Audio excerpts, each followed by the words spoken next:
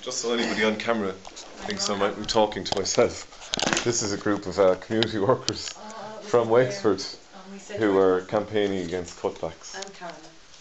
And Carlo. And Carlo. Oh, you came up, yeah, thanks.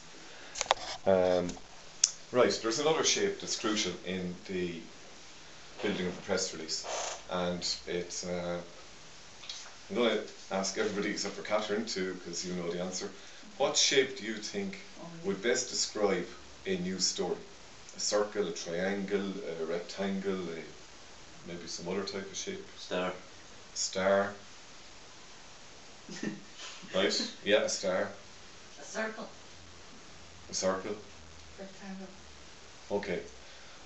I'm going to just stall you there now for a second and describe the shape I think applies to the essays they used to ask me to write in school. In school they wanted a kind of a pretty stunning opening. It's like a vase. A pretty stunning opening. But don't give it all away. And then you have the body of the story, like this. And then the surprise ending, where it was all a dream and you woke up. Alright. Right? They were the essays we were asked to write in school. And I described them as looking like a vase with a fat body and keep a very important part of the story to the finish. That is not how you write a press release. A press release is very straightforwardly built in this shape, and it's not a triangle, we call it an inverted pyramid just to show that it's got depth, okay? Cool. Now, that's your first paragraph, introduction, and your whole story has to be able to fit in that. The Irish Times managed to say in 3 paragraphs what the examiner took 12 paragraphs in a photograph to tell, you know. And the earthquake in China will be dealt with in 1 paragraph over here in Ireland, whereas it will get, you know, a few pages of writing in China, and vice versa. When we have an economic disaster here, it gets a paragraph in China, and it takes over our lives here. You can't turn on a radio, but it's all over the place.